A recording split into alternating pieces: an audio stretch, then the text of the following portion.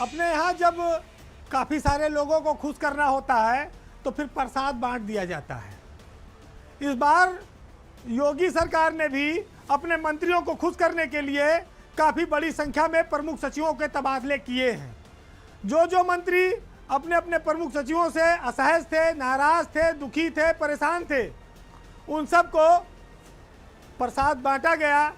जो लोग ये शिकायत लेकर लखनऊ, दिल्ली, बम्बई जहाँ जहाँ दौड़ते थे कि साहब हमारे तो विभाग में कुछ चलता नहीं है, हमारे प्रमुख सचिव तो कुछ सुनते नहीं हैं। ये जो विवाद था मंत्रियों और अफसरों के बीच, ये चरम पर पहुंच चुका था। अब उस विवाद में मुख्यमंत्री योगी आदित्यनाथ ने हर मंत्री के विभाग के लगभग प्रमुख सचिव बदल दिए, लेकिन कहते हैं ना कि आसमान से गिरे और खजूर पे अटके। तो एक से एक नाम वाले लोग, जो एक पहले कुख्यात था उससे भी बड़ा, आपके यहाँ बैठा दिया। तो विभागीय कामकाज जिस पर अभी तक मंत्री कहते थे तो नहाकड़ंगा लग रहा है, कुछ हो नहीं रहा है, काम लटकाते हैं, तालमेल नहीं बन पा रहा है, उनकी शिकायतों का निपटारा तो हुआ, लेकिन निपटारा इस कदर हुआ कि दर्द कम होने के बजाय बढ़ गया।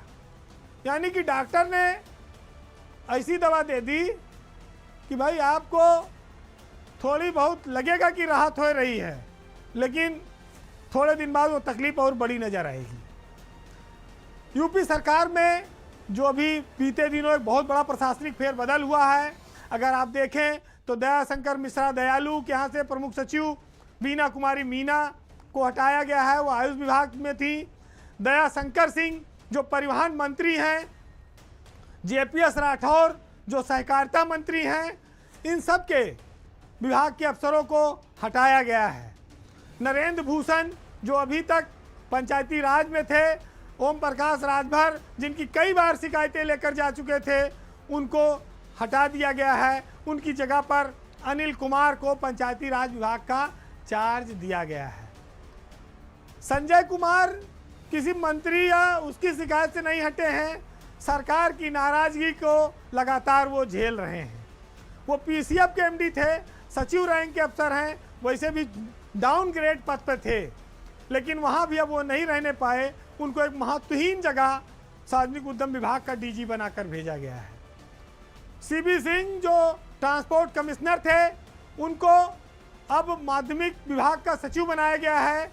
ये शोर मचता था दयाशंकर को लेकर कि भाई उनके विभाग में बड़ा भ्रष्टाचार है। दयाशंकर ये कहते थे हमारी तो कोई सुनता नहीं, अफसर लोग जो कर रहे हो। अब तो ट्रांसपोर्ट कमिश्नर हटा दिया गया है, लेकिन ज़्यादा खुश होने की ज़रूरत नहीं है। ब्रजेश नारायण सिंह नए ट्रांसपोर्ट कमिश्नर बनाए गए हैं, जो सहकारिता में थे। जेपीएस राठौर के साथ 36 का आंकड़ा चल रहा था निबंधक सहकारी समितियां का, और एमपी अग्रवाल भी जो प्रमुख सचिव कोऑपरेटिव थे जेपीएस राठौर के यहाँ, वो भी बेचारे लौट के वापस उच्च शिक्षा विभाग में भेज दिए गए। सबसे ज़्यादा नुकसान तो उन्हीं का हुआ। ब्रजेश नारायण सिंह तो सीधी लड़ाई में थे मंत्री के साथ। तो दयाशंकर और इस बात को लेकर बहुत मुतमईन ना हो कि रास्ता निष्कंटक हो गया है। सीबी सिंह से भी बड़ा एक व्यक्ति आपके यहाँ भेजा गया है, ब्रजेश नारायण सिंह। अभी आने वाले एक आध महीने में आपको पता लग जाएगा। तो आप देखिए कि सरकार ने कांटे से कांटा निकाल दिया है कि बहुत तकलीफ है आपको, भाई आपका प्रमुख सचिव हटा देते हैं। वहाँ उससे भी बड़ा कैड़ा आदमी लगा देते हैं, चलो आओ तुम निपटो। तो रात में जब तबादला सूची जारी हुई तब ये मंत्री लोग गदगद हो गए कि हमारा प्रमुख सचिव और हमारा विभागाध्यक्ष निबंधक हट गया, ट्रांसपोर्ट कमिश्नर हट गया, अब रहेगा मामला।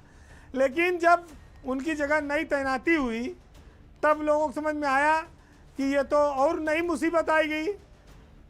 6 महीना साल भर इसके खिलाफ बोले कि यहाँ से किसी तरह से हटाओ। अब फिर 6 महीना साल भर नया मोर्चा लो। धीरे धीरे सरकार का कार्यकाल बीत रहा है।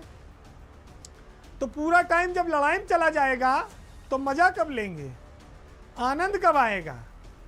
तो ये मंत्रियों को परेशानी उनकी कम नहीं हुई है, खुशी थोड़ी देर के लिए है, फौरी है, और थोड़े समय में ही ये खुशी गम में, मातम में, दुख में तब्दील हो जाएगी। और फिर वही प्रक्रिया शुरू हो जाएगी कि हमारा प्रमुख सचिव हटाओ। तो गुड गवर्नेंस, विकास और बहुत सारे उपलब्धियों की बात करने वाले लोग इस लड़ाई में क्या हासिल कर पाते हैं, प्रदेश का फायदा क्या होता है, इस बात को अच्छी तरह जान लें, क्योंकि ये सब बहुत सारी बातें बाहर नहीं आ पाती हैं। फिलहाल जाते जाते आपको मुनव्वर राना साहब की कुछ लाइनों के साथ छोड़ जाएंगे, क्योंकि जो लोग पद पाने की खातिर, जो लोग कुर्सी बचाने की खातिर हर तरह के समझौते करते हैं, वो समाज का नहीं सिर्फ अपना भला करने में लगे रहते हैं। और ऐसे लोगों के लिए और आने वाली पीढ़ियों के लिए भी उन्होंने लिखा है, सुनिएगा, कि दरबार में जब ओहदों के लिए पैरों में अना गिर जाती है, कौमों के सिर झुक जाते हैं, चकरा के हया गिर जाती है। और अब तक तो हमारी आंखों ने बस दो ही मंजर देखे हैं, या कौम के रहबर गिरते हैं या लोकसभा गिर जाती है। और हमने जिस तरह गुजरी जिंदगी गुजारी है, नस्ल नौ के मत वालों अब तुम्हारी बारी है। नमस्कार।